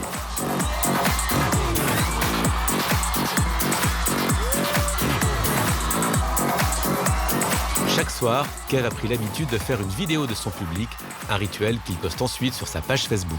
Quand je l'ai rencontré à 17 ans, il savait exactement ce qu'il voulait. Il savait exactement ce qu'il voulait faire et où il allait aller. Mais il sait exactement ce qu'il veut et où il veut aller. Donc à partir du moment où il a cette ligne, il prend ce qu'il veut et il prend pas. Et il y a des trucs qu'il va pas prendre et puis qu'il va te prendre 3 semaines après parce que c'est le bon moment. Mais je pense que la grande force qu'il a, Kev aussi, c'est que je pense que quand il veut quelque chose, il l'a. C'est pas mal justement ça dans ce métier-là. D'aller au bout de ses rêves, d'aller au bout de ce qu'on veut, il fait partie de ces gens-là. Donc Chapeau pour ça. Maintenant, je crois qu'il est tellement travailleur qu'il a l'opportunité que ça dure le plus longtemps possible. Cette énergie a été flagrante, et pas simplement au regard du producteur, au regard de tous les corps de métier qui ont travaillé avec lui. C'est quelqu'un qui travaille et qui a des désirs forts et précis, donc ça crée une dynamique qui fait qu'il avance, qu'il avance, qu'il avance. Il a cette soif d'apprendre, d'y arriver, de réussir et d'aller toujours plus loin. Aujourd'hui, Kev, il peut arriver sur scène, ils vont tout hurler. Toutes. Et il pourrait faire 1h30 devant, faire bouic, machin. Elles adoreraient. Mais non, il cherche, il travaille, il veut en plus de ça les faire rire pour convaincre les non convaincus encore. Et comme il a que 21 ans, il a encore du temps pour en convaincre plein, pour amasser une armée derrière lui. C'est un vrai artiste, c'est-à-dire qu'il a vraiment du talent, il travaille beaucoup. Et voilà, il a eu un peu de chance. Il travaille beaucoup, mais Kev a besoin aussi de récupérer. Et c'est dans les trains qu'il en profite pour se reposer. Ce soir, il revient à Bruxelles. On fait le circuit royal ce soir. Plus grosse salle de la tournée, 1800 personnes. Et on sent que sa notoriété en Belgique progresse vraiment. À peine sorti du train, il est déjà attendu par les fans. Le Cirque Royal, c'est là que se produisent les plus grands artistes de l'humour et de la chanson. Gad Elmaleh, Jamel Debbouze et Franck Dubosc ont tous joué dans cette salle. Pour Kev, c'est une sorte de consécration. Ça défonce, hein. Ça le fait, hein. C'est un moment, ouais. 2 ans de travail, et tu fais 1600 places, c'est pas mal. Mais c'est plein, surtout 1600 places, parce qu'à 1600 places vides, moi je le fais demain, il n'y a pas de problème. 1600 places plein, quoi, symboliquement, quoi, c'est pas mal. Pendant que la salle se remplit, Kev patiente en coulisses. Pour cette soirée importante, toute son équipe est venue. Son metteur en scène, ses producteurs, ses parents, ses amis et une équipe télé qui le suit depuis son arrivée.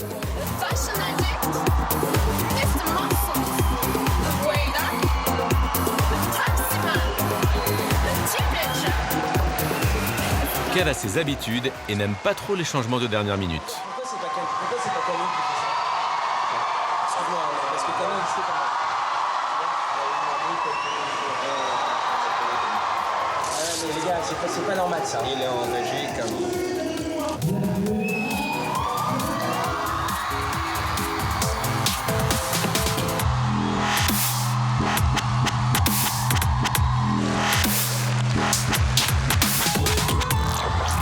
Une fois de plus, Kev a conquis Bruxelles. La salle est debout, c'est un triomphe. Pourtant, ce n'était pas gagné d'avance. C'était super dur à gérer, il fallait les tenir au rang dans le spectacle, reviens, j'avais l'impression de faire comme ça tout le temps. Allez là, restez là, tu vois, c'était dur. Mais c'était kiffant, voilà. Maintenant, genre, ça me apprend, tu vois, j'ai appris plein de trucs. Je sais que dans les grosses salles, ça se joue pas pareil. Tu peux pas leur laisser des temps comme tu laisses dans les 5-600. Parce qu'il y a toujours un mec qui a envie de dire un truc. Toujours. C'était bien. C'est bon. Vous êtes producteur, t'as pris l'adresse de tous les zéniths de France ou pas? Là, il va falloir bosser, mon costaud. Le public, en faisant la demande à travers les réseaux sociaux, à travers les salles qui se remplissent sur des périmètres de 100 km autour de certaines villes, nous donne des indicateurs qui font qu'il faut ouvrir de plus en plus grand. Mais remplir des grandes salles, c'est au-delà du talent ou de ce qu'on fait, c'est l'envie des gens de participer à un moment donné de votre vie. Très rapidement, c'est mis une logique de zénith qui sont des salles qui ouvrent entre 2000 et 4000 personnes. Remplir des salles aussi énormes que les Zéniths, c'est un privilège réservé aux grandes stars. Réaliser cette performance à seulement 20 ans, c'est tout simplement du jamais vu. C'était le 3e Zénith qu'on faisait sur la tournée, et certainement un des meilleurs. Il le dit, donc je peux le dire, hein, quand on a commencé, je lui ai dit ce sera des zéniths ou rien. Je serai au Zénith de Dijon et ce sera en direct sur W9 pour mon spectacle The Young Man Show. Ça va être très très chaud et c'est pas moi qui le dis.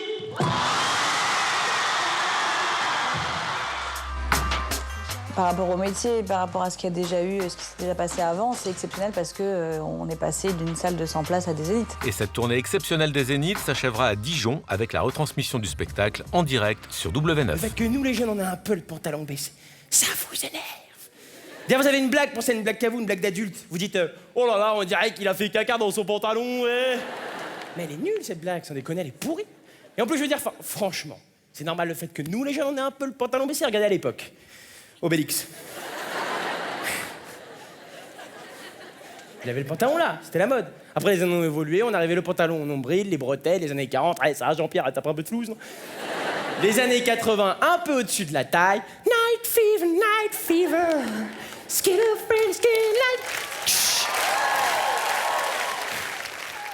Les années 2000 à la taille, normal que 2012, ben on soit là, quoi, sérieux.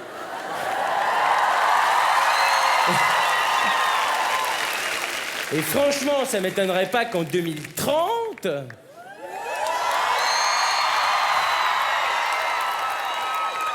on soit tous comme ça.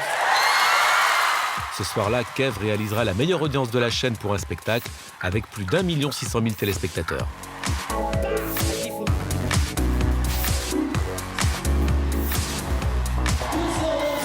Devant un zénith comble ici à Dijon, comment tu te sens là? Plutôt envie d'aller se coucher ou plutôt envie d'y retourner? Là j'ai envie d'y retourner mais je peux pas. Le même soir, Kev bat un autre record en atteignant 1 million de fans sur Facebook. Pour remercier ses fans, il va leur proposer une vidéo spéciale, tout en animation. Maintenant que tu as passé le million de fans, nous, à la FBI, nous allons te surveiller. 24 sur 24, 7 jours sur 7. Ces fans, tu les as gagnés. Mais maintenant, il va falloir les garder, les aimer, s'occuper d'eux, les soigner, les dorloter, les nourrir, les sortir pour leur faire caca tous les jours. Hein? Non, pardon, c'est parce que j'ai acheté un show à ma fille, je confonds, enfin bref. Tu vas devoir tout faire pour ne pas les décevoir. Et Kev, on compte sur toi pour en avoir encore plus. Et pour la plus grande joie de ses fans, Kev est également en tournage de la saison 2 de Soda, un tournage qui se déroule toujours dans la bonne humeur. Il est en train de chier des Maltesers. Bon, c'est bon, tout le monde a mis ses petits papiers? Ok, alors fille contre garçon. Hein. Et pour C'était pas... quoi le premier mot de la phrase? Le premier mot de la phrase, c'était quoi exactement? Tu vas chemin? petit papier. C'est bon là? Non, c'est pas bon, faut que tu le finisses, mon petit père. C'est ici qu'il y a des conduits bien pourris à Ramoni. Ok, j'ai remis mon truc. Il en pouvait plus, je m'excuse. Pardon. En plus, il y avait mon texte. Papa, maman, Oui, ma chérie? vous vous aimez encore? Bah évidemment qu'on s'aime encore. Bon, on s'engueule parfois, comme tout le monde, mais c'est pas grave. Et c'est pas grave. Retrouvé dans la voiture, caché sous le fauteuil. Pris la main dans le sac. Alors, le couple parfait, hein, Pape, c'est avec qui? Ta secrétaire, une cliente? Tu me dégoûtes. On avait confiance en toi, papa. Comment t'as pu trahir maman? Bon, ok, on se calme, là. C'est à moi. Oh my God. Je te l'avais dit, c'est des malades. J'ai envie de gerber. Si ça se trouve, ils l'ont même fait sur ta trottinette. Mais vous pouvez rien faire comme tout le monde, hein? Tous les parents de mes copines, ils ont divorcé. J'ai l'air de quoi, moi, avec deux parents qui s'aiment? Je vous déteste. Ouais, en plus, vous avez toujours pas augmenté mon argent de poche. Ça n'a rien à voir. Mais je vous déteste quand même. Et à un moment, moi, j'ai eu peur qu'il ait la grosse tête ou parce que ça aurait pu être dangereux, quoi. Et en fait, non, pas du tout. Jusqu'à maintenant, il n'y a eu aucun souci par rapport à cette reconnaissance ou à ce phénomène de showbiz où il est un peu plus au devant de la scène des autres. Non, quand on est ensemble, en réalité, vous voyez Kev Adams, mais nous, on voit très peu Kev Adams. Il est très naturel tout le temps, il est cool avec tout le monde. Qu'il parle à un réalisateur ou à une petite fan, il restera le même. Il est connu, voilà, mais ça s'arrête là, quoi. Il y a toujours quelqu'un pour dire qu'un artiste a tel ou tel défaut, qu'il l'a vu à un moment dans sa vie faire « Oh là là, t'as pas vu, il a fait ça ». On entend tout sur tous les artistes. Donc je pense que quand on connaît pas les gens, on peut pas ni juger, ni savoir qui ils sont vraiment. En tout cas, moi je vous le dis, Kev, pas la grosse tête. Kev retrouve son partenaire Lionel Abelanski sur le tournage d'un film qui a lieu à l'étranger. Il va devoir faire plusieurs allers-retours pour pouvoir assurer aussi les dates de sa tournée et le tournage de Soda. Sur place, il retrouve des visages déjà familiers. Et pendant qu'on le coiffe et qu'on le maquille, une star internationale est en train de répéter son texte en français, la belle Bar Raffaeli.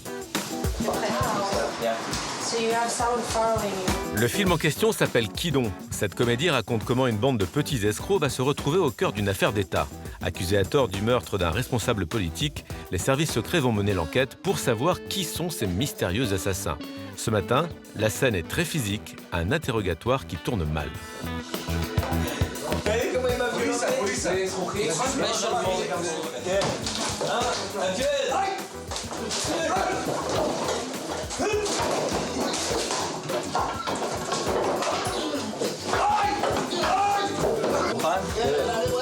L'ambiance est excellente sur le plateau. Entre les prises, pendant que Thomas Sisley fait des tours de cartes devant des techniciens fascinés, Kev se fait masser. Il a besoin de se reposer, son rythme de travail l'épuise. Dès qu'il peut dormir un peu, il en profite. Et parfois, le réveil est un peu difficile. Ça remarche ou Écoute, c'est un bon acteur parce que déjà, j'espère que ça se verra à l'écran. Moi, je le vois sur le moniteur, je le vois un peu maintenant sur le plateau. Mais voilà, il est très mûr, il est plein de bonne volonté, il est plein d'enthousiasme. Et voilà, c'est juste un bonheur.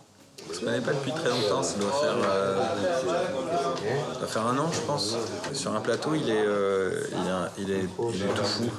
Il y a beaucoup de choses sur lesquelles je me vois moi quand j'avais 20 ans. Sans même que je m'en aperçoive, ça crée un truc affectif plus fort que ce à quoi je m'attendais. Tourner avec Bar Raffaelli, l'un des top modèles les plus demandés au monde, c'est un vrai privilège dont Kev est conscient tous les jours. L'idée de l'embrasser à l'écran le met dans tous ses états. Tous les deux, et machin, ça va, et on s'embrasse. Et vous embrassez, mais comme des malades. Dis-le. Elle est super. Elle est vraiment super, elle est super cool. Écoute, si j'arrive à la pécho, je suis l'homme le plus heureux du monde. Elle, c'est qui? Faut quand même que tu le dises. C'est Bar Raffaelli, c'est l'ex de Leonardo DiCaprio. Et c'est drôle parce qu'elle le sait pas, elle. Mais moi, je suis fan de DiCaprio, un truc de malade. C'est ce mec-là qui m'a donné envie de faire ce métier, tu vois. Alors, vraiment? Somewhere in French. Je ne parle pas bien français. Ah, c'est déjà pas mal. Non, j'ai compris, mais je ne parle pas bien.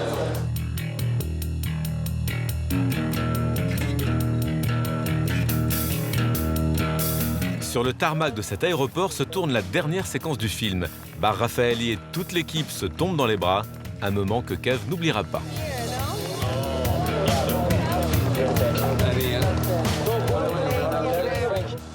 Une chambre, tout ce qu'il y a de plus chambresque, avec vue sur la mer.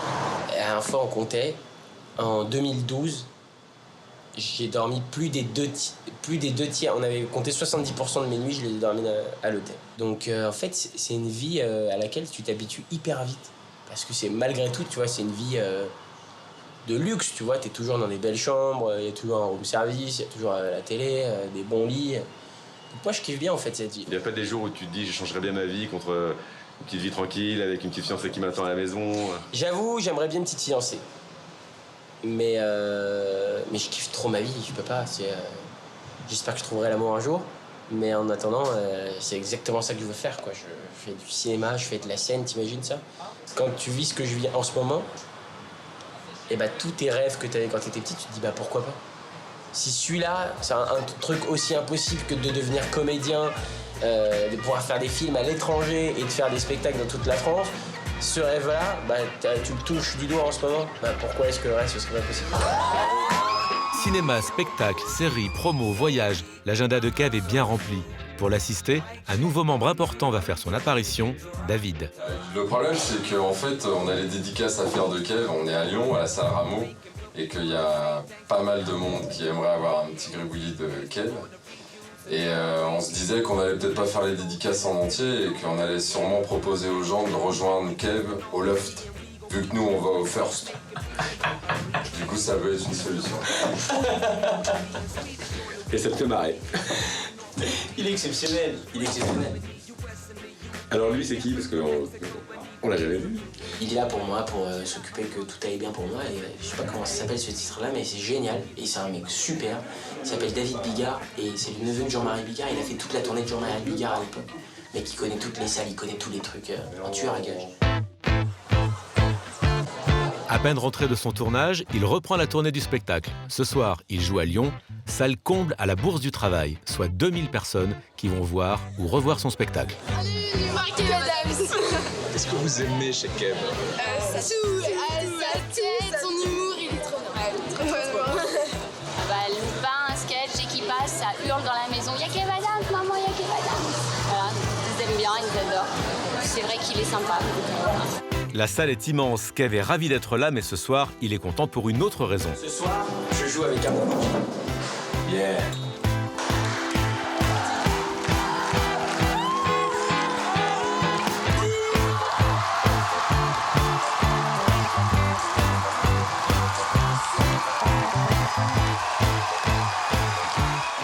l'enfance. Et je te dis, quand tu rentres sur une scène, tu te dis, OK, il y a 50 personnes dans cette salle, ils m'aiment. Puis tu vas dans une salle plus grande, ils sont 200, ils m'aiment. Puis ils sont 800, ils m'aiment. Et puis t'arrives, ils sont 1000 et tu dis, ils m'aiment, putain de merde. Et ça, c'est bon, quoi. Standing de la Bourse du Travail, j'en ai rêvé, mais vraiment, hein, toute mon enfance. Depuis que j'ai commencé à regarder les spectacles de Gad, je me suis dit, d'aller faire lever la Bourse du Travail à Lyon, tu vois, c'est exceptionnel.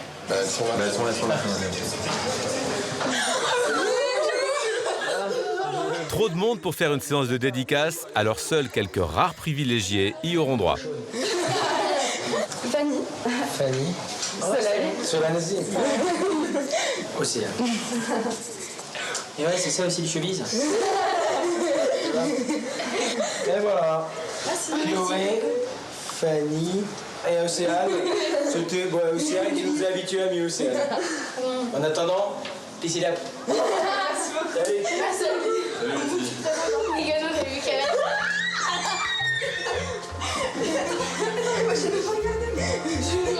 Soirée émotion dans cette tournée. Ce soir, Kev joue dans sa ville, à Neuilly-sur-Seine. Le cinéma Le Village est un lieu chargé de souvenirs. Je crois que c'est ici qu'il a pécho sa première meuf. Je crois. Au cinéma. Enfin, c'est la légende qui dit ça, je suis pas certaine. Vas-y, ta dernière. Toute la famille de Kev est là, notamment sa mère et son petit frère Liron, avec qui il est très complice. À 6 ans, ce gamin a déjà une sacrée personnalité. Je cherche des anecdotes à raconter sur lui depuis tout à l'heure. Il me creuse la tête et en fait, ça va. Pourquoi tu me creuses la tête?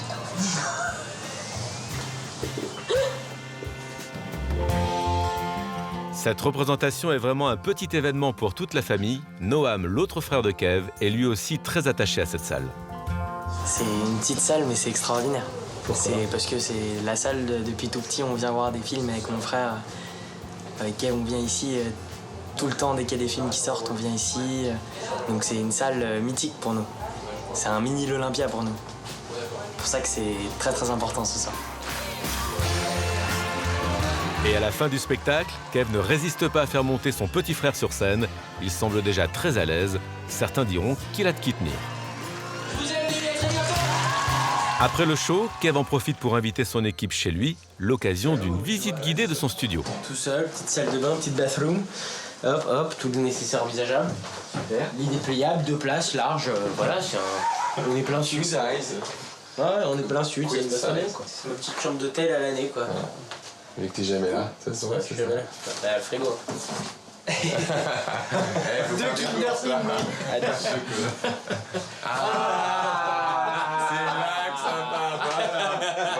J'ai eu la chance d'être élevé par mes 2 parents, j'ai eu la chance de recevoir beaucoup d'amour, j'ai toujours une relation très proche avec ma mère.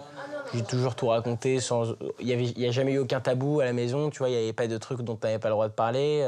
On a une relation tous les deux qui est très fusionnelle. On se disait tout, on m'a toujours tout raconté. Bon, c'est vrai qu'on a une super relation tous les deux. Là, j'aime bien.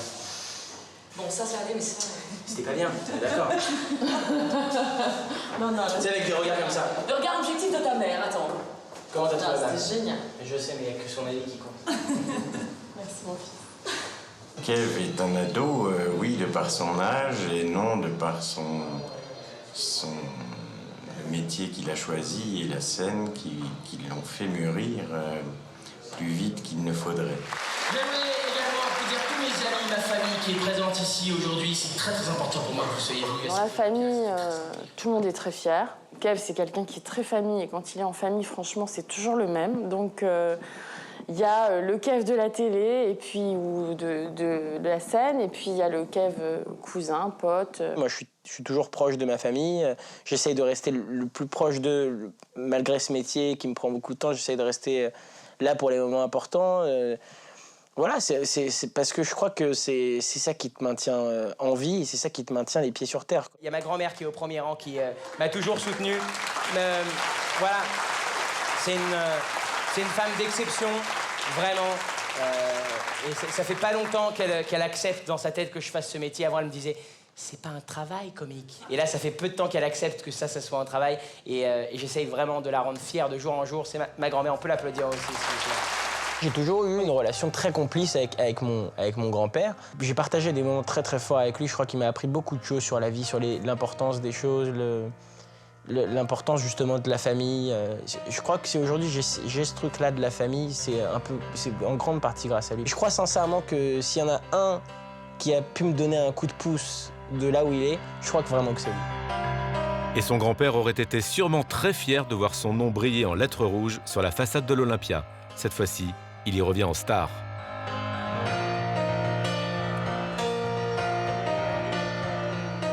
Je pensais pas réagir comme ça, mais en fait, je suis très émue. Je crois qu'en fait, d'avoir vu écrit Kev Adams en rouge et en grand comme ça à l'Olympia, ça m'a fait réaliser un peu tout son parcours jusque-là. Sinon, oui, je suis en stress. Comme toujours, à chaque fois que c'est une grosse salle, j'ai un stress, une boule à l'estomac jusqu'à ce qu'il monte sur scène, normal, quoi. Sa mère n'est pas la seule à être en stress. Kev est inquiet. Il doit encore régler quelques détails avec Serge Hazanavicius, son metteur en scène. C'est son ami John Elejam qui assurera la première partie. Et dans la salle, il y aura 2 personnes qui ont beaucoup compté dans son parcours, Anne Roumanoff et Gad Elmaleh.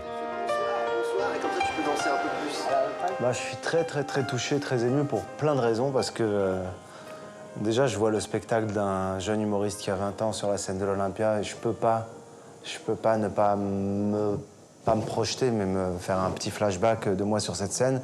Ça m'émeut, pas uniquement pour penser à moi, mais un humoriste qui voit un jeune qui commence et qui est aimé par le public. Ça te ramène à des moments très importants dans ta carrière.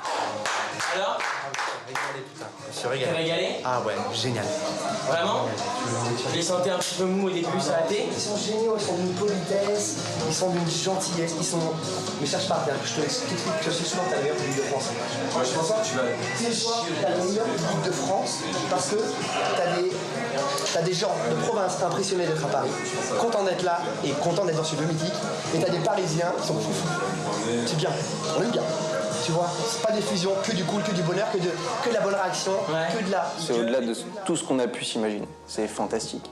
Faut juste qu'on se rappelle qu'on a terminé au Changeman où il a fait la première partie d'un groupe de rock avec des gens, des punks, des cheveux noirs, les crêtes, etc. Les gens, ils voulaient pas le voir.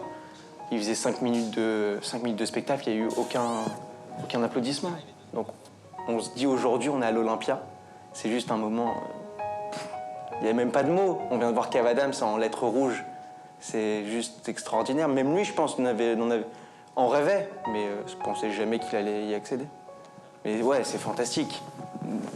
C'est fabuleux, franchement, ouais. Je m'inquiète pas du tout. Il va tout déchirer, Vraiment pas. le film. Il va tout déchirer.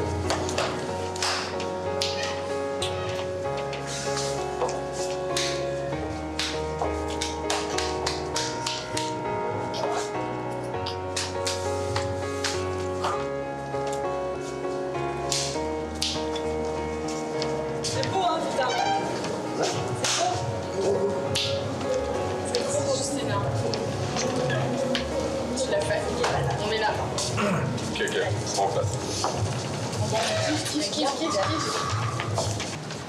Quand tu veux pour toi, Kev. Allez, voir ça. Noir sale, s'il te plaît. Pousse et Nico. Vous dites quand on est au noir.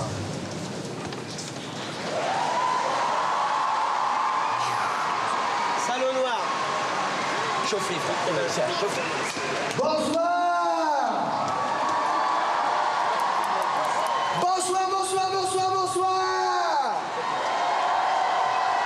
Bonsoir Paris, bonsoir l'Olympia, bonsoir à tous, il est là! Ouais. D'accord. Et vous, est-ce que vous êtes là? Alors faites-lui une ovation! Faites du bruit pour Kev Adams!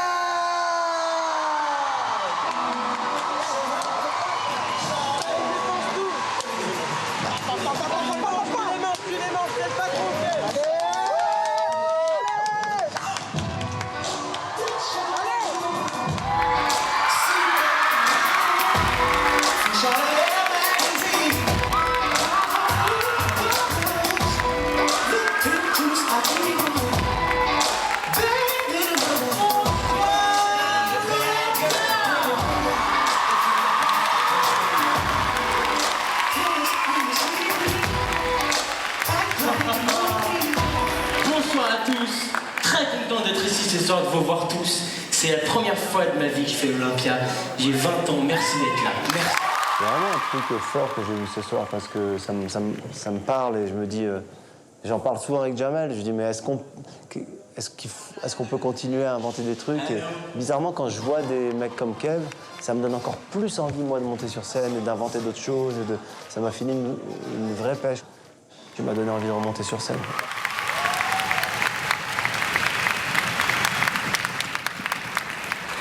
Putain, ne refaites jamais ça. J'ai eu super peur, j'ai pas compris. J'attends. Je croyais que les gens en haut, ils étaient en train de... Mais je me suis dit, c'est marrant, ils crient pas. Je vous imaginais genre, oh là là, qu'est-ce qui nous arrive là?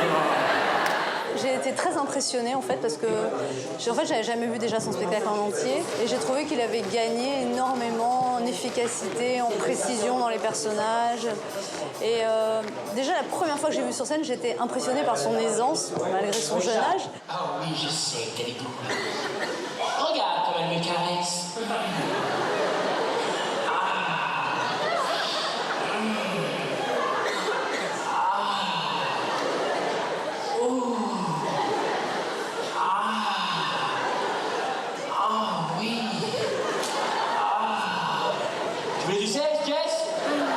Je ne m'attendais pas à être ému en fait, à être touché par lui quoi.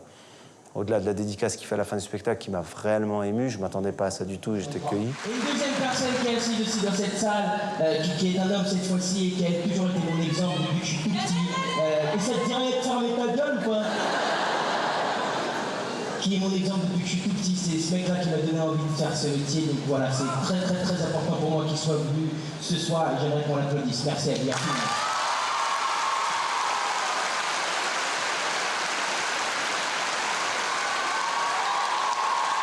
Le fait de voir qu'il a fait une première partie pour moi un jour, je le voyais, je trouvais ça marrant, mais j'avais pas mesuré l'étendue de son talent, quoi. Mais là, bravo.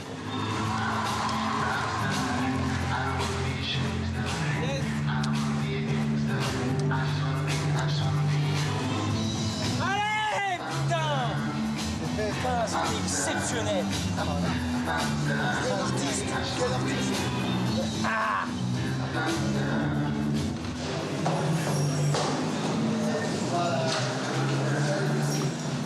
Bon, je vais me doucher, j'arrive. Comment tu veux ne pas kiffer? C'était non-stop. Rire, applause. À la fin, c'était une innovation, j'avais envie de chialer. À peine l'Olympia terminée, Kev retourne faire l'acteur dans la comédie que réalise PEF, Les Profs. C'est le meilleur démarrage pour un film français en 2013. Plus d'1 million d'entrées en une semaine. Chez nous, les boulards, on est cancre de grand-père en père en fils. You're late. So what's your name? Boulard. In English. Boulard. You got a problem, Boulard? Nigo. Nigo. Expression non utilisée depuis le 19e siècle. Comme des marques de cours se transforment en heures. Oh la vache. Vous êtes en retard, jeune homme. En tout cas, j'ai pas envie d'être juste un artiste de passage, mais j'ai envie de m'inscrire sur la durée. Et c'est ça le plus dur. C'est ce qui va arriver maintenant. Et j'y pense tout le temps, tous les jours. Et donc, c'est pour ça que j'ai l'impression d'être en sursis un peu en ce moment, dans le sens où je me dis, ce moment-là, du deuxième spectacle, des 2-3 ans à venir qui vont arriver, double conjugaison. Ça va être le moment le plus important et donc j'appréhende et du coup je suis en sursis. Je me dis chaque année de plus où je suis dans ce métier, où on m'invite sur les plateaux de télé, où je travaille, où je fais des spectacles, etc. C'est une année de gagner de... Je sais pas pourquoi souvent je pense à... Tu raconteras à tes gosses ou tu raconteras... Peut-être que j'aurai jamais d'enfants, mais si j'en ai jamais, peut-être je raconterai à d'autres gens, mais tu raconteras, tu vois. Voilà, maintenant j'ai envie de lui dire bravo avant toute chose, de pas trop écouter les gens qui lui disent le tout c'est de durer. Franchement, c'est pas le moment de dire ça. Et ça tombe bien, Kev a plein de projets. Déjà, tourner une saison 3 de Soda, devenue une série culte. Ce programme phare de W9 est un vrai succès. Bam! Allez, loser! C'est bon, les mecs. J'ai trouvé ma voie, je sais ce que je vais faire dans la vie. Sim, on t'a déjà dit, il y a très peu d'hommes qui arrivent à percer dans le porno. Percer porno, c'est excellent, ça. Je note. Je rêve de percer dans le porno. C'est le cas de le dire. C'est quoi ce carnet? C'est des vannes, mon gars. Je vais devenir humoriste. Là, je suis en train d'écrire mon premier spectacle, tu vois. Comme ça, je vais devenir une star de l'humour. J'aurai des milliers de fans. Après, je ferai du cinéma. Comme ça, je me taperai une tonne de grossesses, tu vois.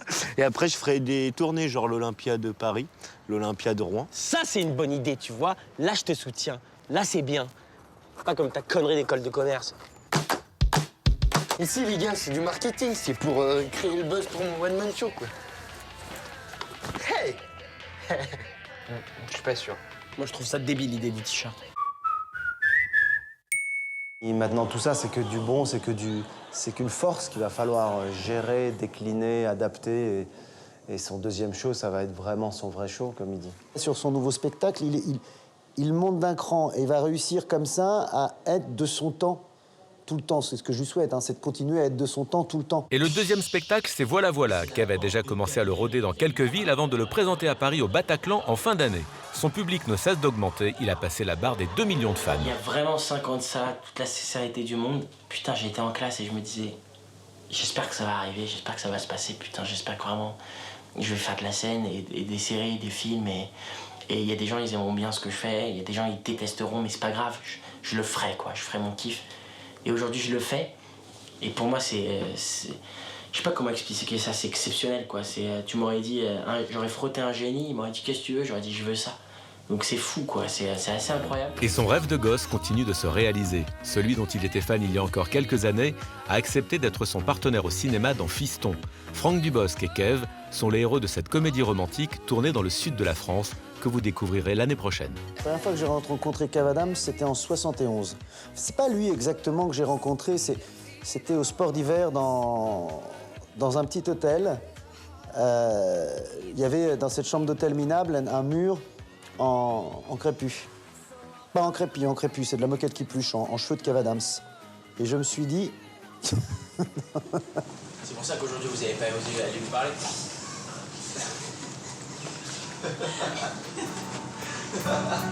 C'est un nouveau verbe,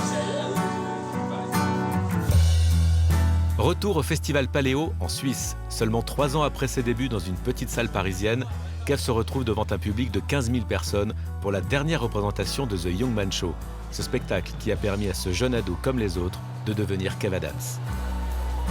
Son histoire, c'est celle d'un rêve devenu réalité. Il s'est imposé à une vitesse rare dans ce monde difficile du spectacle. Ses idoles sont devenues ses amis et aujourd'hui, lui aussi fait rêver les foules. Déjà, en voyant certaines images, j'ai été un peu ému parce que c'est vrai qu'on vit les choses et qu'on les oublie, et que ça fait du bien de les revoir parce que ça te rappelle des souvenirs agréables avec les gens, avec le public, avec les gens qui travaillent avec moi aussi. Et tous ces gens-là, j'aimerais leur dire merci, les remercier pour ce qu'ils ont fait pour moi, pour le rêve de gosse qu'ils m'ont fait vivre. Donc merci à tous les gens qui ont suivi cette tournée de The Young Man Show. Je ne serais rien sans vous. Merci à tous les gens qui ont travaillé avec moi. Merci à toutes les salles, tous les publics, tous les visages. Merci du fond du cœur. À très vite pour de nouvelles aventures. Je vous aime. Love you. It's getting real.